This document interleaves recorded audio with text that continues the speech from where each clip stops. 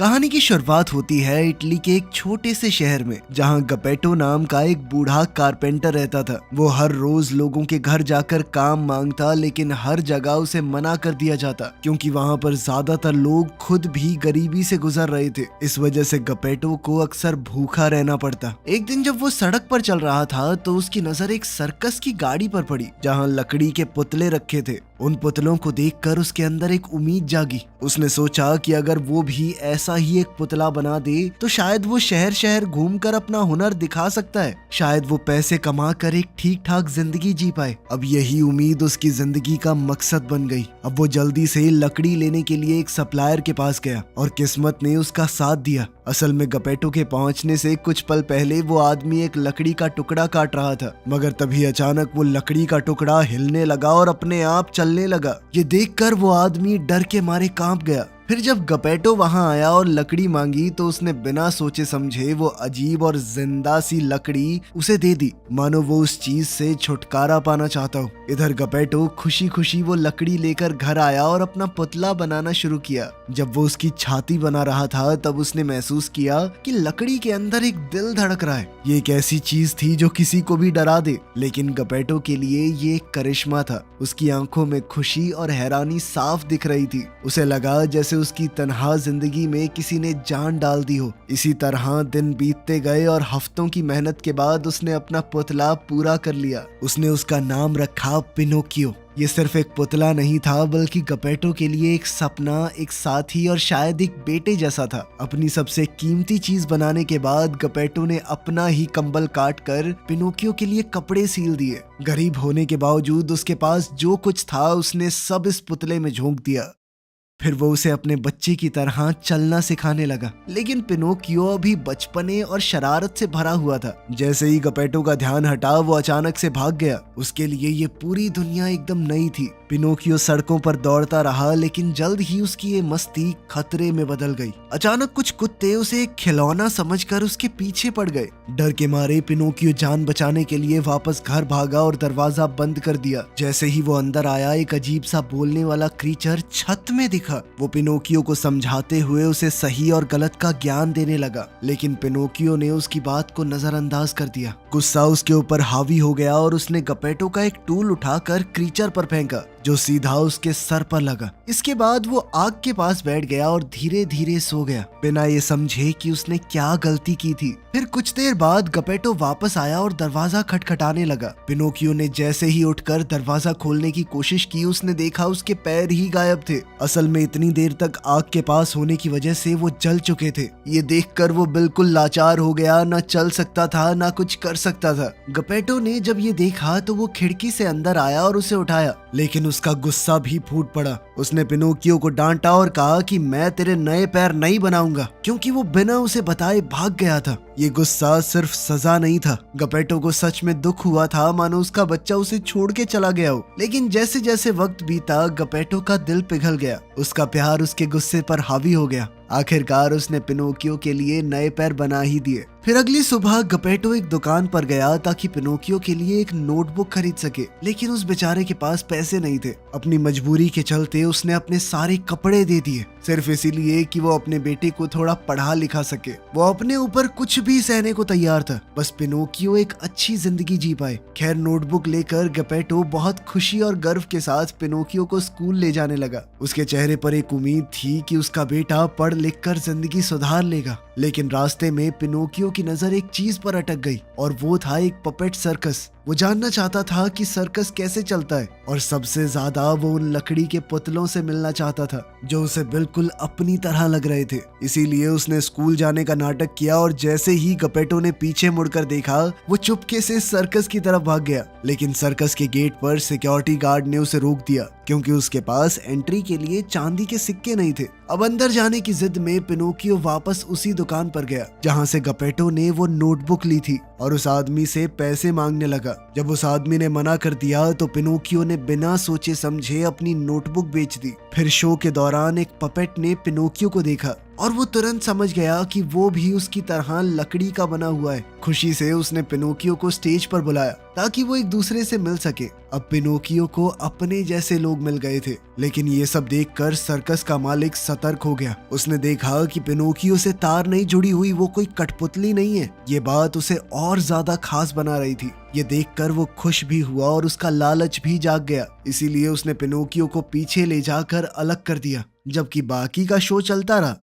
फिर शाम के वक्त गपेटो अपने बेटे को लेने के लिए स्कूल पहुंचा, लेकिन वहां उसे सिक्योरिटी गार्ड मिला जो दरवाजा बंद कर रहा था। उसने बताया कि सभी क्लासरूम तो खाली हैं और शायद पिनोकियो तो सर्कस की तरफ गया था। अब गपेटो तुरंत सर्कस की तरफ दौड़ा, लेकिन वहां पहुंचकर उसका दिल टूट गया क्योंकि सर्कस वहां से जा चुका था। वो ये नहीं जानता था कि सर्कस का मालिक पिनोकियो को लेकर एक दूसरे शहर की तरफ निकल गया है। उधर सर्कस का मालिक अपनी आग के लिए लकड़ी खत्म होने की वजह से बहुत परेशान था। उसने एक बार के लिए सोचा कि वो पिनोकियो को ही जला दे, लेकिन जैसे ही उसने पिनोकियो का डर और उसकी अपने पिता के पास लौटने की बेचैनी देखी तो उसका दिल बदल गया। पिनोकियो की मासूमियत और गपेटो के प्यार की कहानी ने उसे अंदर से छू लिया। फिर अगली सुबह उसने पिनोकियो को 5 सोने के सिक्के दिए और उसे आजाद कर दिया ताकि वो अपने पिता के पास वापस लौट सके। पिनोकियो ने बाकी पपेट्स को अलविदा कहा और अपने गांव की तरफ चल पड़ा, लेकिन रास्ते में वो अपने आप से ही इन सिक्कों के बारे में बात करने लगा। उसकी ये बात एक बिल्ली और लोमड़ी जैसी हरकतें करने वाले 2 इंसानों ने सुन ली। वो दोनों ही चालाक और धोखेबाज थे। जैसे ही उन्होंने सिक्कों के बारे में सुना वो तुरंत पिनोकियो के पास आए और उसे बेवकूफ बनाने लगे। उन्होंने कहा कि हमें एक ऐसी जगह के बारे में पता है जिसे फील्ड ऑफ मिरेकल्स कहते हैं। वहाँ पर जो भी चीज बोई जाती है वो कई गुना बढ़ जाती थी। उन्होंने पिनोकियो को समझाया कि अगर वो अपने 5 सोने के सिक्के वहाँ बोएगा तो वो जादू की तरह बढ़ जाएंगे। ये सुनकर पिनोकियो के दिमाग में तुरंत लालच और उम्मीद दोनों जाग गए। लेकिन पिनोकियो को धोखा देने के लिए लोमड़ी ने एक चाल चली। उसने एक झूठी कहानी बनाई कि वो फील्ड ऑफ मिरेकल्स सिर्फ सुबह के वक्त ही काम करती है। अपनी बातों से उसने पिनोकियो को इतना कंफ्यूज कर दिया कि लड़का तुरंत मान गया। उसने उसे मना लिया कि रात के टाइम पे पास वाले घर में रुक जाते हैं। उस घर में पहुंचते ही लोमड़ी और बिल्ली अपनी असली फितरत दिखाने लगे। दोनों ने जानवरों की तरह खाना तोड़ तोड़ कर खाया। साथ ही वो बीच बीच में पिनोकियो को और बेवकूफ बनाते रहे। उसे सपने दिखाते रहे कि कैसे वो जल्दी ही अमीर बन सकता है। बेचारा पिनोकियो जो अभी भी एक बच्चा था, बहुत मासूम, उनकी बातें सुनता सुनता धीरे धीरे सो गया। फिर रात को जब सब कुछ शांत था तो अचानक से उस घर के मालिक ने पिनोकियो को जगाया। उसने बताया कि लोमड़ी और बिल्ली वहाँ से जा चुके हैं और यहाँ रुकने के लिए तुम्हें मुझे 1 सोने का सिक्का देना होगा। ये साफ था कि उसके साथ धोखा हुआ था, लेकिन पिनोकियो अभी भी सच समझने के लिए तैयार नहीं था। अंदर ही अंदर परेशान होने के बावजूद उसने फिर भी पैसे दे दिए। शायद वो मानना नहीं चाहता था कि उसे बेवकूफ बनाया गया है। फिर वो अकेला ही रात के अंधेरे में उसी फील्ड की तरफ निकल पड़ा जहां वो सोच रहा था कि उसकी किस्मत बदलने वाली है। रास्ते में जंगल के अंधेरे और सन्नाटे के बीच अचानक पेड़ों के बीच से वही बोलने वाला क्रीचर सामने आ गया। इस बार उसकी आवाज पहले से थोड़ी ज्यादा सीरियस थी। उसने पिनोकियो को रोकने की कोशिश की, उसे समझाया कि वो वापस मुड़ जाए और अपने बचे हुए 4 सिक्के अपने पिता को दे दे। उसने साफ चेतावनी दी कि आगे का रास्ता बहुत खतरनाक है, लेकिन पिनोकियो ने सोच लिया था कि वो अमीर बन के रहेगा। उसने क्रीचर की बात को नजरअंदाज कर दिया और अपनी उम्मीद के सहारे वो आगे बढ़ता गया, बिना समझे कि वो सीधा एक जाल की तरफ जा रहा है। कुछ देर चलने के बाद वो आखिरकार उस जगह पहुंच गया जिसे वो फील्ड ऑफ मिरेकल्स समझ रहा था। लेकिन जैसे ही वो वहां आया माहौल बदल गया। 2 आदमी अचानक उसके सामने आ गए और उन्होंने तुरंत उसके सिक्के छीनने की कोशिश की। डर के मारे उसका दिल जोर जोर से धड़कने लगा। घबराहट में उसने तुरंत अपने सोने के सिक्के निगल लिए और बिना पीछे देखे जंगल की तरफ दौड़ने लगा। हर पेड़, हर आवाज उसे और डरा रही थी। भागते भागते उसने एक सुनसान जगह पर एक अजीब सा घर देखा। वो तुरंत उसकी तरफ दौड़ा जैसे वो उसकी आखिरी उम्मीद हो। डर के मारे कांपते हुए उसने दरवाजा जोर जोर से खटखटाया और मदद के लिए पुकारने लगा, लेकिन जो जवाब मिला वो और भी ज्यादा डरा देने वाला था। ऊपर की खिड़की पर एक लड़की का भूत जैसा चेहरा नजर आया, जिसने ठंडी आवाज में कहा कि इस घर में कोई भी जिंदा नहीं है जो तुम्हारी मदद कर सके। ये सुनकर पिनोकियो के अंदर का डर और गहरा हो गया, जैसे वो पूरी तरह अकेला पड़ गया हो। इसी बीच लोमड़ी और बिल्ली ने उसे ढूंढ लिया। अब उनका इरादा बिल्कुल साफ था कि वो किसी भी तरह उसके सिक्के हथियाना चाहते थे। जब उन्हें पता चला कि पिनोकियो ने सिक्के निगल लिए थे तो उन्होंने एक और खतरनाक खतरनाक प्लान बनाया। उन्होंने उसके गले में रस्सी बांधी और उसे पेड़ से लटका दिया, ये सोचकर कि कुछ ही देर में वो मर जाएगा और वो आराम से सिक्के निकाल लेंगे।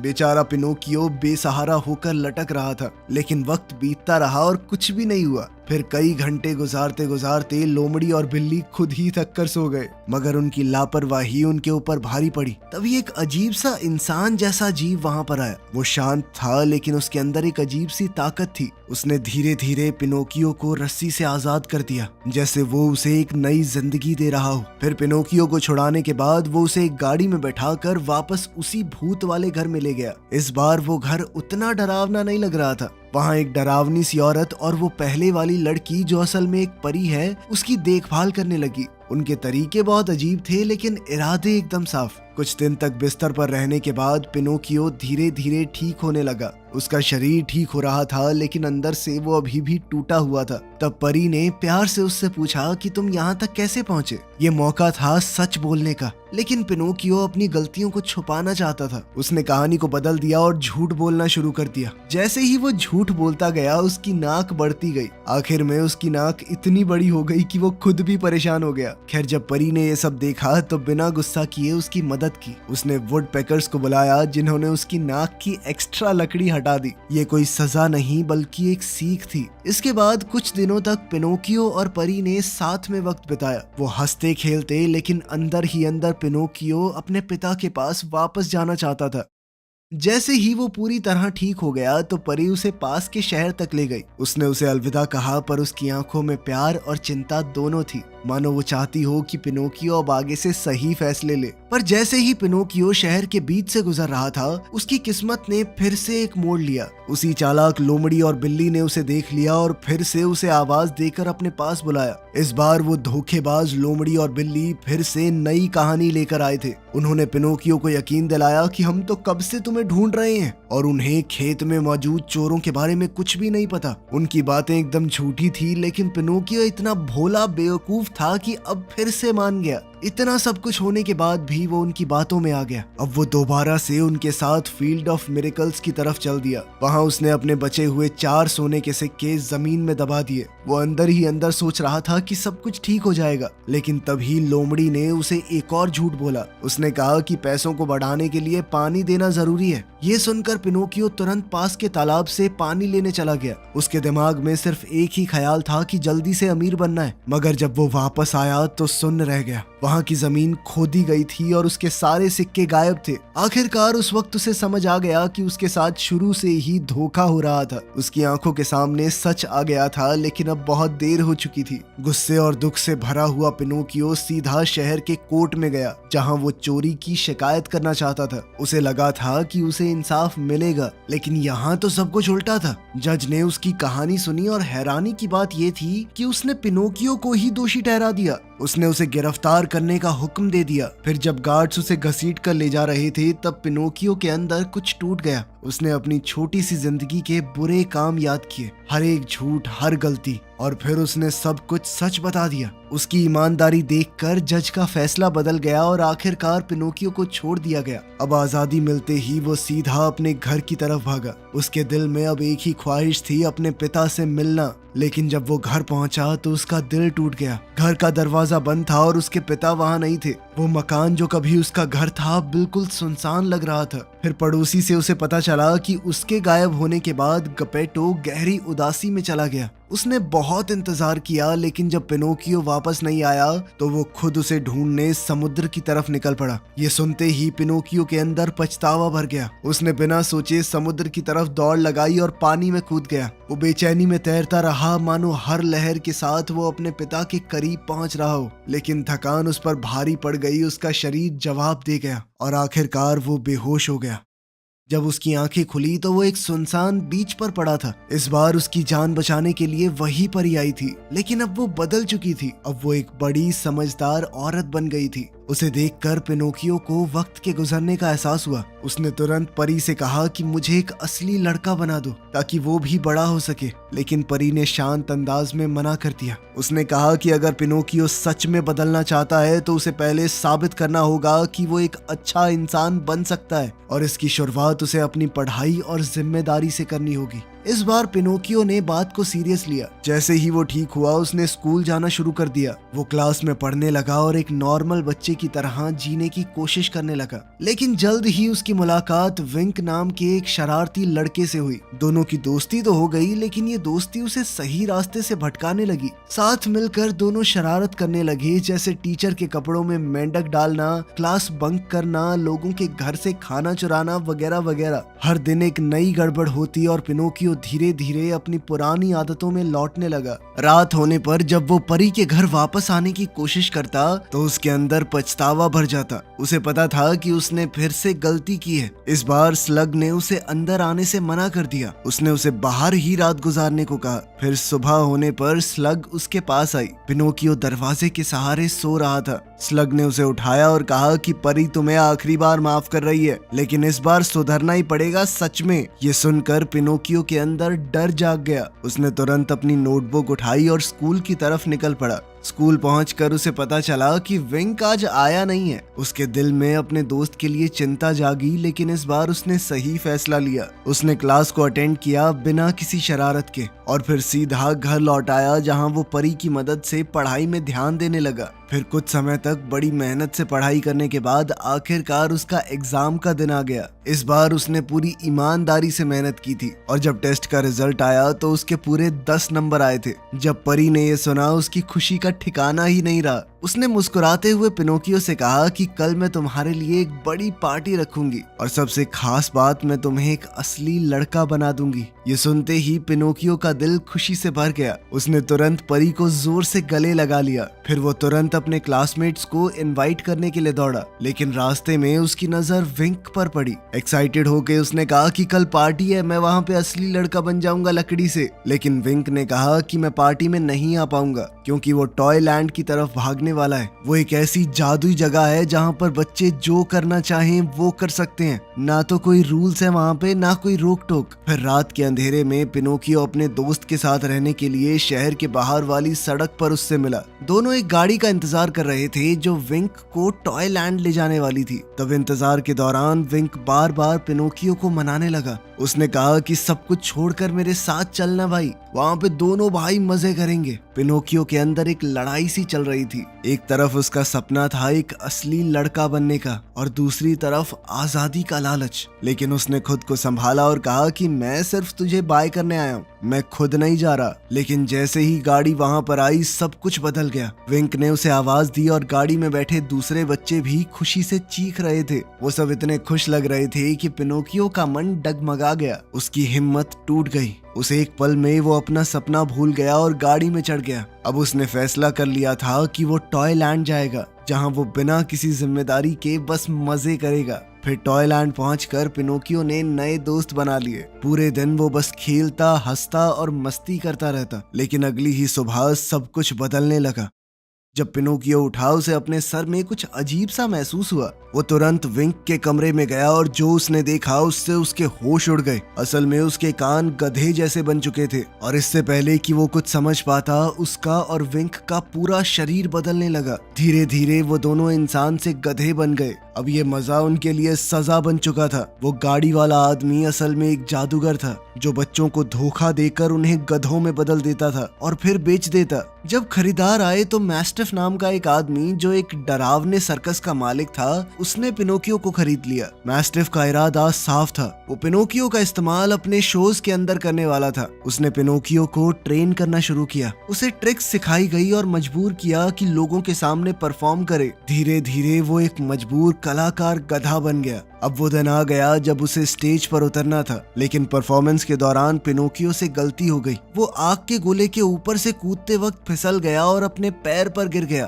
दर्द इतना ज्यादा था कि वो खुद खड़ा भी नहीं हो पा रहा था। जब बाकी लोग उसे उठाकर ले जा रहे थे तब भीड़ हंस रही थी, लेकिन उस भीड़ में एक उदास चेहरा भी था, परी का। वो सब कुछ देख रही थी पर कुछ कर नहीं पाई। फिर समय के साथ पिनोकियो लंगड़ाने लगा। अब वो मैस्टिफ के किसी काम का नहीं था, इसीलिए मैस्टिफ ने एक और खतरनाक फैसला लिया। वो उसे मारकर उसकी चमड़ी बेचना चाहता था। उसने एक पत्थर पिनोकियो के गले में बांधा और उसे समुद्र में फेंकने का हुक्म दिया। उस पल पिनोकियो को लगा कि अब तो सब कुछ खत्म। वो घबरा गया, जोर जोर से चिल्लाने लगा, मानो वो कहना चाहता हो कि मैं गधा नहीं हूँ, लेकिन कोई भी उसे कैसे समझ पाता। आखिरकार उसे समुद्र में धकेल दिया गया। जैसे ही वो समुद्र में नीचे तक पहुंचा तो अचानक एक अजीब सा चमत्कार हुआ। मछलियों का एक झुंड उसके आसपास घूमने लगा। धीरे धीरे उसका गधे वाला रूप गायब होने लगा और वो फिर से एक लकड़ी का पुतला बन गया। एक बार फिर से उसकी जान बच गई थी। परी ने एक बार फिर से उस पर दया दिखाकर उसे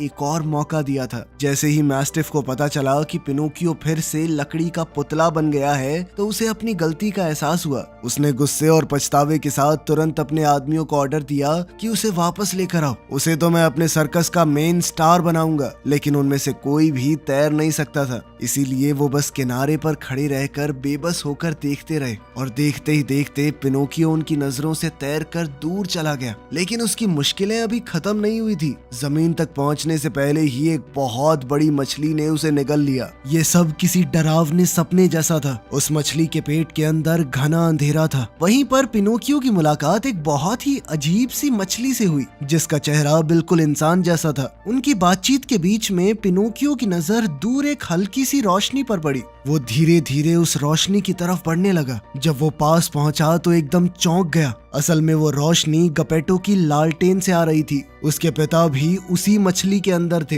इतने सालों बाद बाप बेटा दोबारा से मिले, लेकिन गपेटो अब वापस नहीं जाना चाहता। उसने अपनी जिंदगी में इतनी मुश्किलें झेली थी और अब वो इस फिश मॉन्स्टर के पेट में रहते हुए उसकी खाई हुई चीजों पर पलना सीख चुका था। उसके लिए अब यही जगह उसका घर बन गई थी। मगर पिनोकियो ने कहा कि अगर हम यहीं रुके रहे तो एक ना एक दिन यह हमें हजम कर जाएगी। इसीलिए उसने अपने पिता को समझाया और आखिरकार वहां से भागने के लिए राजी कर लिया। दोनों ने मौका देखा। जब मछली थोड़ी सुस्त थी तो उसका मुंह खुला था। वो धीरे से उसके दांतों के बीच से बाहर निकल गए। लेकिन एक और प्रॉब्लम सामने थी। गपेटो तैर नहीं सकता था, इसलिए पिनोकियो को उसे अपना सहारा देना पड़ा। अब वो अपने पिता को संभालते हुए तैरने लगा, लेकिन वो खुद भी छोटा और कमजोर था। फिर धीरे धीरे दोनों पानी में डूबने लगे। हर पल उन्हें मौत के और करीब ले जा रहा था। तभी अचानक वही अजीब सी मछली दोबारा से सामने आई। उसने उनकी मदद की और कहा कि मैं तुम्हें किनारे तक ले जाऊंगी। आखिरकार उसकी मदद से दोनों की जान बच गई।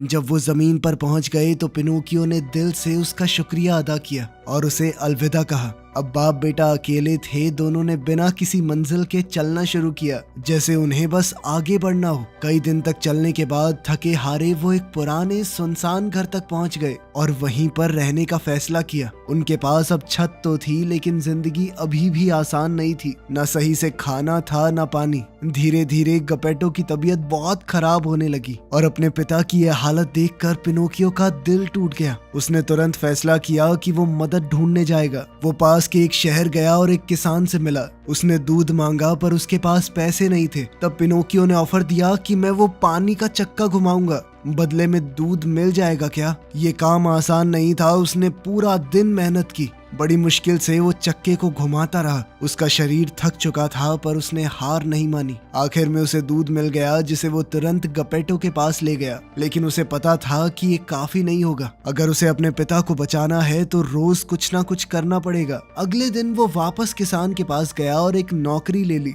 अब वो फार्म पर रोज काम करता और बदले में उसे 10 चांदी के सिक्के मिलते। धीरे धीरे पिनोकियो अपने पिता के लिए सब कुछ लाने लगा। उसकी मेहनत रंग लाई और गपेटो की तबीयत सुधरने लगी। अब उन्हें जीने के लिए भीख मांगने की जरूरत नहीं थी। वो अपनी मेहनत से जिंदगी चला रहे थे। और सबसे बड़ी बात, पिनोकियो ने स्कूल जाना भी फिर से शुरू कर दिया। इस बार वो सिर्फ पढ़ाई नहीं कर रहा था, बल्कि एक जिम्मेदार इंसान बन रहा था। फिर एक शाम बहुत मेहनत करने के बाद एक थका हारा पिनोकियो घर लौट रहा था। तभी अचानक उस पर नजर पड़ती है उन्हीं दो पुराने धोखेबाजों की, वो लोमड़ी और बिल्ली, जो दूर से किसान की भेड़ों पर नजर रखे हुए थे। उनके दिमाग में एक नया प्लान चल रहा था। इस बार लोमड़ी की हालत थोड़ी बदली हुई थी। उसका एक पैर नहीं था, फिर भी उसकी चालाकियां कम नहीं हुई। उसने बिल्ली को छुपने को कहा और खुद पिनोकियो को आवाज देकर बात करने के लिए बुलाया। जैसे ही उसे पता चला कि पिनोकियो अब काम करता है और अपनी मेहनत से पैसे कमाता है, लोमड़ी ने एक और झूठी कहानी सुनानी शुरू की। उसने कहा कि मेरे साथ जो बिल्ली थी ना, उसने ही तुम्हारे पुराने सिक्के चुरा लिए थे और इसी वजह से मैंने उसके साथ रहना भी छोड़ दिया। ये सब कहकर लोमड़ी पिनोकियो का भरोसा जीतना चाहती थी। उसे दोबारा फील्ड ऑफ मिरेकल्स के सपने दिखाकर उसके पैसे हासिल करना। लेकिन इस बार कहानी अलग थी। जब लोमड़ी अपनी एक्टिंग में बिजी थी तभी बिल्ली अपनी छुपने की जगह से बाहर आ गई। उसकी एक गलती ने पूरी सच्चाई सामने ला दी। पिनोकियो को सब कुछ समझ आ गया। इतनी बार धोखा खाने के बाद आखिरकार उसने सीख लिया था कि किन लोगों पर कभी भरोसा नहीं करना चाहिए। इस बार उसने बिना किसी बहस के अपने पैसे संभाले और वहां से सीधा चल दिया। उसने पीछे मुड़कर कभी नहीं देखा, जबकि वो लोमड़ी और बिल्ली सड़क पर आपस में लड़ते रह गए। फिर अगली सुबह जब वो अपने काम पर था तब उसके सामने वही परी आई। उसकी आंखों में गर्व था, मानो वो उसकी मेहनत देख रही हो। उसने प्यार से कहा कि अब तुम एक अच्छे इंसान बनने लायक हो चुके हो। फिर उसने पिनोकियो को गले लगाया और पिनोकियो खुशी के मारे बेहोश हो गया। जब उसकी आंखें खुली तो उसने देखा कि अब वो एक पुतला नहीं था, आखिरकार वो एक असली लड़का बन चुका था। वीडियो पसंद आई तो लाइक कर देना, चैनल को सब्सक्राइब कर लेना। मिलते हैं अगली वीडियो में।